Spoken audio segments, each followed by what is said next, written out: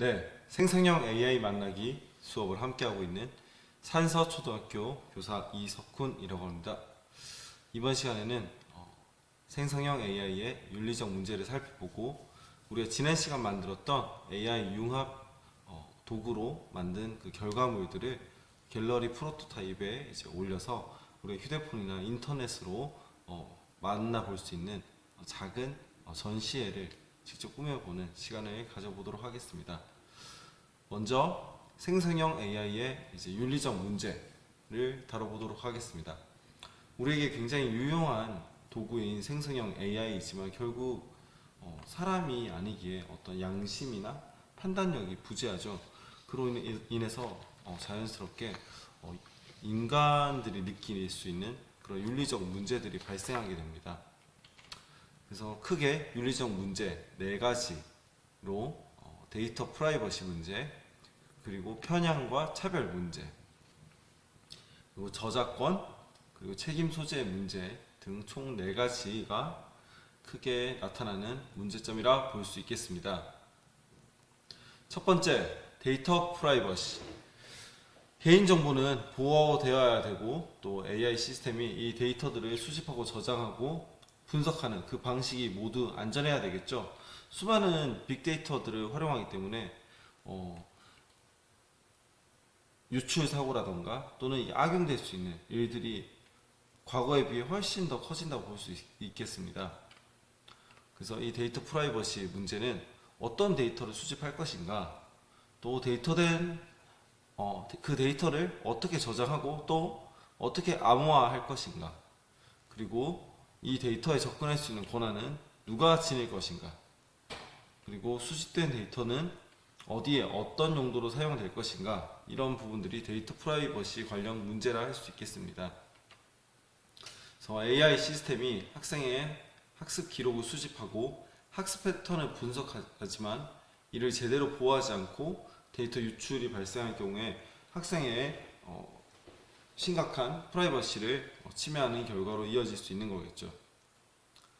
두 번째 윤리적 문제는 편향과 차별 문제입니다. AI 시스템이 훈련된 데이터에 따라 편향된 결과를 도출할 수도 있고 또 특정 학생 그룹에게 불공정한 영향을 미칠 수 있다는 그런 문제입니다.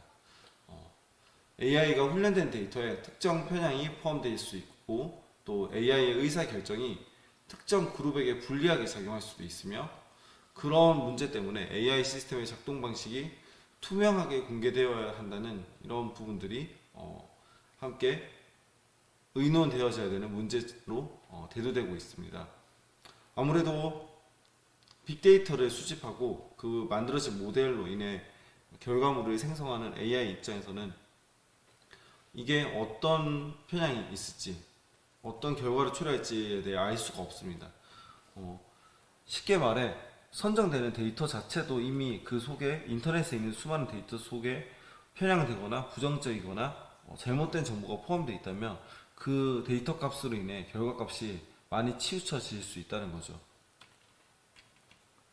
그래서 AI의 채점 시스템과 평가 방식 등은 특정 인종, 특정 성별, 특정 학생 집단군에게 불리하게 작용할 수 있다는 점이 우리 교육에서 문제점으로 발생할 수 있겠습니다. 그리고 생성형 AI로 인해 저작권 문제도 당연히 이제 대두되고 있습니다. 생성형 AI는 손쉽게 음악, 또 가사, 또 여러 가지 기사, 그리고 문학 작품, 그리고 여러분들과 함께 만든 그림까지도 만들어내고 있죠.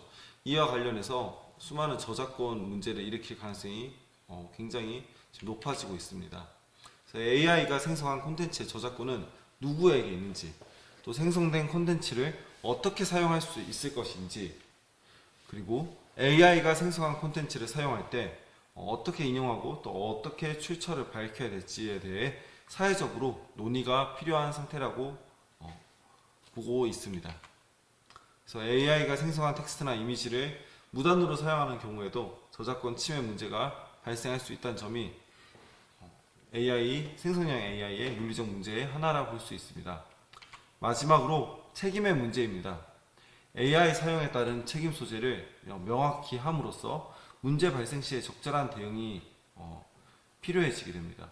예를 들어 생성형 AI를 통해 만들어진 어떤 자율주행 자동차가 사고를 냈다면 제조사의 책임이 있지, 운전자의 책임이 있지, 아니면 이 사회 본망의 책임이 있지, 이런 부분들이 우리가 충분히 논의되어 있지 않기 때문에 이런 기술들을 도입할 수가 없는 부분이 있습니다.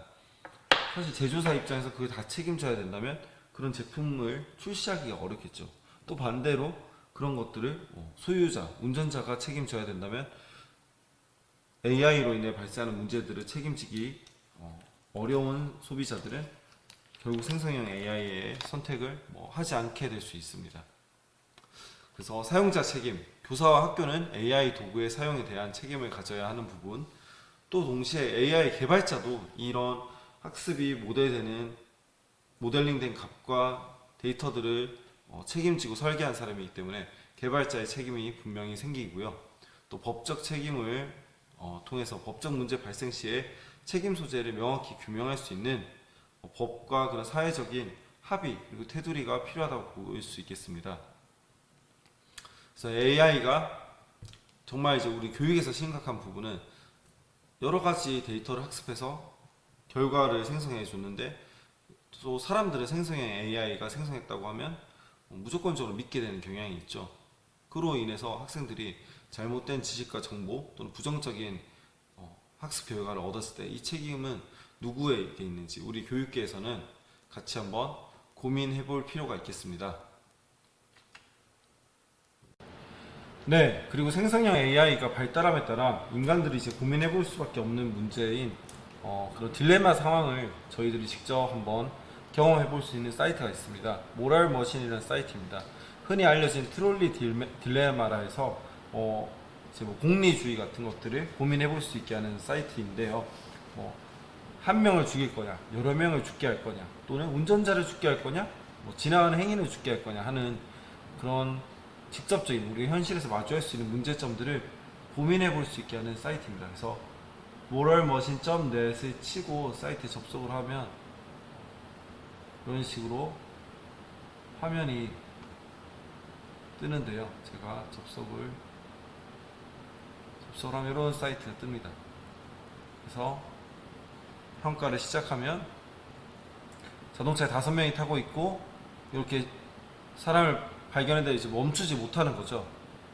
그럴 경우에 이제 이 사람들 다 칠 건지, 아니면 운전자가 길 가는 사람들은 죄가 없으니까 우리가 여기 박아야 되는지 지금 골라야 되겠죠. 지금부터 제가 클릭하는 건 실제 제 생각은 아니고요. 그냥 예시라고 생각하시면 되겠습니다. 자동차 주인이 죽을 순 없으니까 라 생각하면 이걸 클릭해야 될 거고, 무고한 사람들 어떻게 죽게 하면 이걸 클릭할 수 있겠죠. 이걸 클릭해 볼까요? 빈 자동차 상태로 갈 때 여기 보면 어린 아이 둘, 그리고 어떤 남녀가 있고, 여기는 어른 둘에 임산부 하나가 있고, 이쪽으로 갈 건지 아니면 이쪽으로 갈 건지 고르라고 하네요. 보면은 차이점은 다 똑같은데 임산부가 하나 더 있는 쪽이죠. 그러면 보통 사람들은 그래도 한 명이라도 더 상이 낫지 않냐라는 걸 택하지 않을까 싶긴 합니다. 그쪽으로 택해 보겠습니다. 이번에는 운전자가 사망하거나 노인을 살리거나 또는 노인을 죽게 하거나, 아까 전에는 또 운전자들 다치는 걸 택했었는데 이번엔 운전자 살리는 쪽을 택해 보겠습니다. 일관성 없이 해보겠습니다. 또 이번에는 운전석에 5명이나 있고 길에 동물과 사람을 희생시킬 거냐, 또는 길 가는 동물과 이제 사람을 살리고 이제 박을 거냐, 이런 고민들인 것 같습니다. 그러면 이번에는 운전자들이 희생한다고 할까요? 이런 식으로 클릭을 하면 결과가 나오고요. 제가 아무렇게나 클릭을 해보겠습니다. 판단 없이 일단.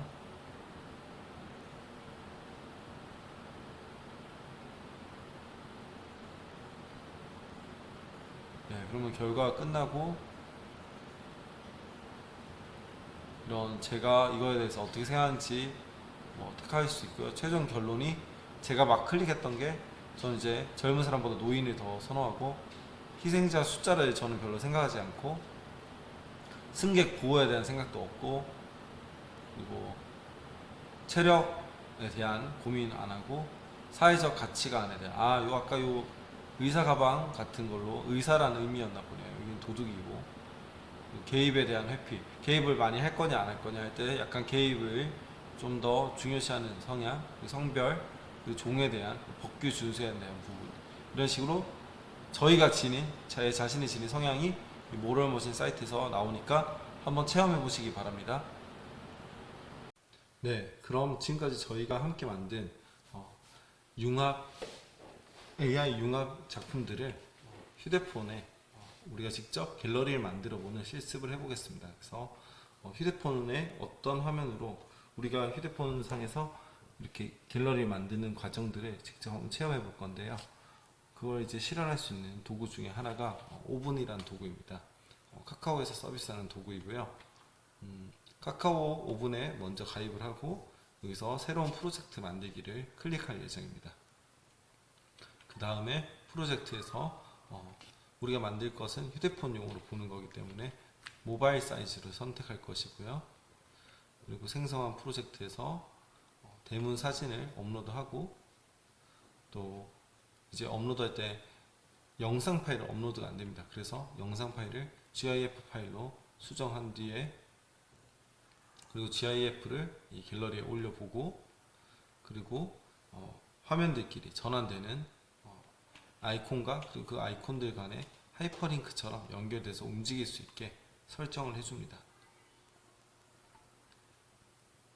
그 다음에 이제 우리가 또 외부에 소개하고 싶은 링크들을 직접 연결하는 것도 실습을 해볼 거고요. 또 웹 테스트를 통해서 만든 프로토타입을 미리 보는 활동까지 할 예정입니다. 한번 실제 홈페이지에 가서 실습을 해보도록 하겠습니다. 네, 카카오 오븐 만들기 이제 실습을 해보겠습니다. 이 카카오 오븐을 통해서 학생들이 만든 작품들을 만나는 갤러리를 이제 한번 만들 수 있고요. 이 활동을 하면 학생들이 주로 많이 이제 가장 많이 사용하는 아이템이 휴대폰이지 않습니까? 이 휴대폰에 구성되는 어플리케이션들의 메뉴와 그런 메뉴들 간의 상호작용을 자기가 직접 꾸며볼 수 있다는 점에서 상당히 큰 흥미를 불러일으킬 수 있는 활동입니다. 자, 그래서 새로운 프로젝트 만들기 누르고 제목을 써주고요. 우리는 이제 모바일 화면에서 구현되는 걸 볼 거기 때문에 모바일을 택하였습니다. 그리고 누구나 볼 수 있게 하기 위해 로그인 없이 보기 허용. 그래서 새로운 프로젝트 만들면 이렇게 만들어지죠. 실습 1. 그래서 이거 누르고 들어갑니다. 들어가면 이제 좌측편에 페이지를 이렇게 추가할 수 있어요. 페이지 이렇게 추가할 수 있고요. 그리고 이제 첫 페이지에 어떤 화면을 꾸며야 되겠죠. 여기 화면을 꾸밀 때 뭐 이미지 여기 눌러서 네, 그러면 한번 대문을 만들 때 대표 사진을 이렇게 업로드 할 수 있겠죠? 그럼 여기 휴대폰 화면에 사이즈를 맞춰줘야 됩니다. 휴대폰 화면에 사이즈를 맞춰서 편집을 여기 줄여서 해주고요. 간단합니다. 그리고 이제 우리가 갤러리를 만들 거라면 어떤 요소는 여기 휴대폰에 들어가는 어떤 메뉴 요소들이고요. 보시다시피 상태바 같은 걸 넣으면 이제 우리가 익숙한 휴대폰 모양처럼 변하죠. 또 여기에 어떤 알람 표시 같은 거 그런 것도 이제 넣어줄 수 있고요. 조금 더 네. 그리고 아이콘 같은 걸로 우리가 이제 넘기는 화면 앞으로 뒤로 이런 걸 표현할 수도 있습니다. 요소에서 메뉴 버튼을 만들면 좋으니까 메뉴 버튼을 넣겠습니다. 버튼에서 우리가 세 가지 그 미술 활동을 했잖아요. 하나가 이제 애니메이티드 드로잉스,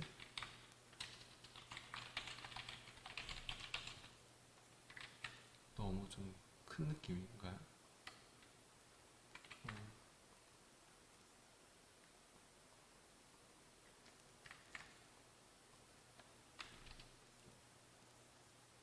애니메이티드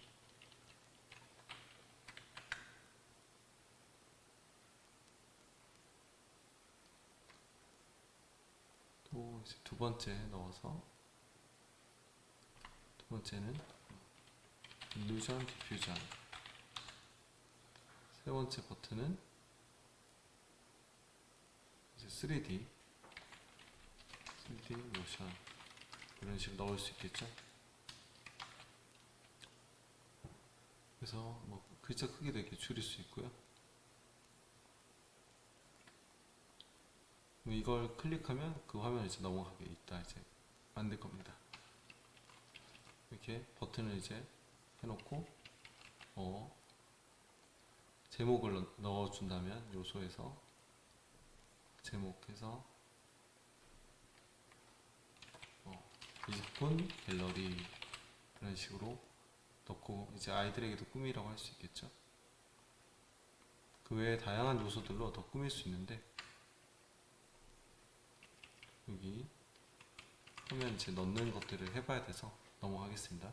그래서 여기서 이제 보관한 이미지에 있던 작품들을 올려보겠습니다. 처음에 뭐 애니메이티드 드로잉스 작품을 이제 올리고요. 요 같은 경우에 그 PPT에서 설명드렸다시피 동영상 파일 그대로 올라가지 않습니다. 그래서 동영상 파일을 GIF로 바꾸는 PPT에서 설명해드렸던 사이트 같은 곳에 가셔서 무료로 GIF 파일로 바꿀 수 있습니다. 그래서 바꿔서 업로드를 하시면 이렇게 화면이 이제 뛰어다니게 되고요.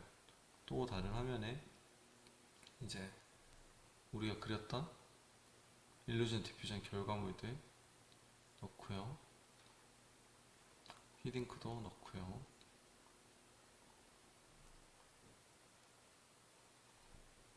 또 선지 없고 띄어 변속도 넣고요.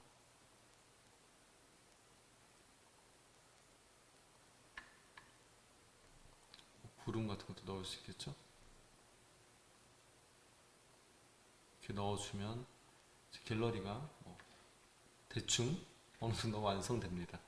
네, 더 이렇게 시간을 할애해서 멋지게 진짜 휴대폰처럼 꾸밀 수 있겠죠. 아이들의 3D까지 넣고요. 그럼 이제 요 버튼과 이 화면들이 연결될 수 있도록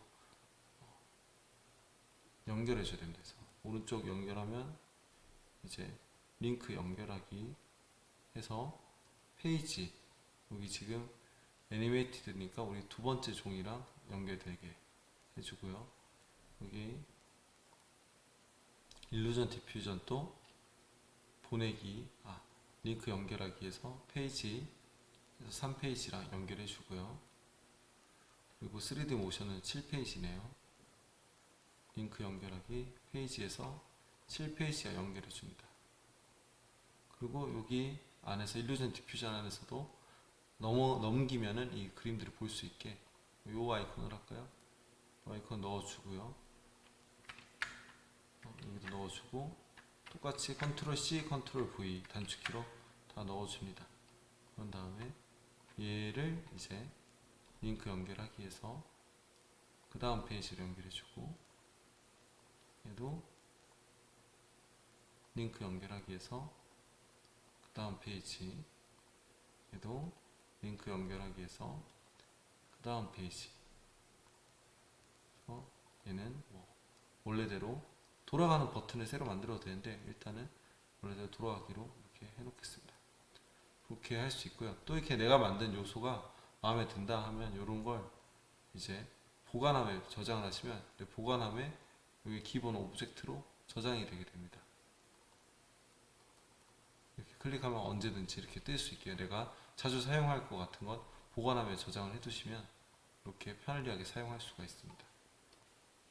그래서 이렇게 기본적인 형태의 갤러리를 만들고요. 이거 만든 다음에 여기에도 요소를 통해서 좀 더 진짜 휴대폰 화면 같은 느낌을 낼 수 있게 이런 것들을 요소와 아이콘들을 삽입해 주면 됩니다.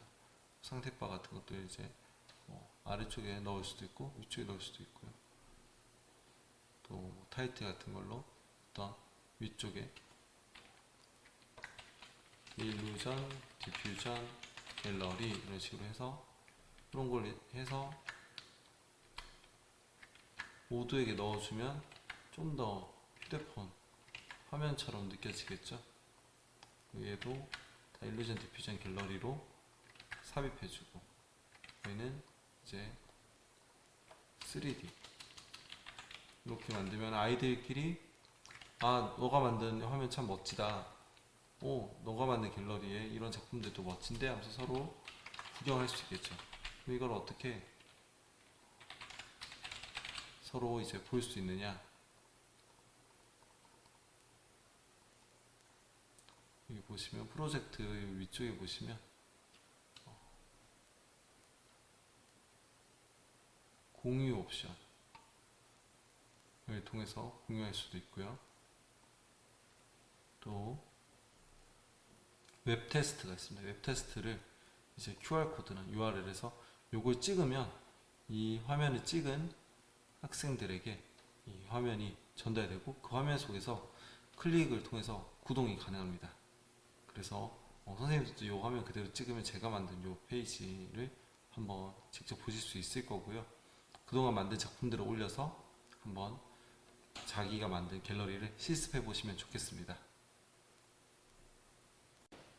네, 지금까지 저와 함께 생성형 AI를 활용한 다양한 실습들을 해보았고요.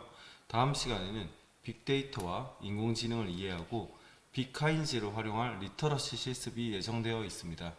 네, 고생 많으셨습니다. 감사합니다.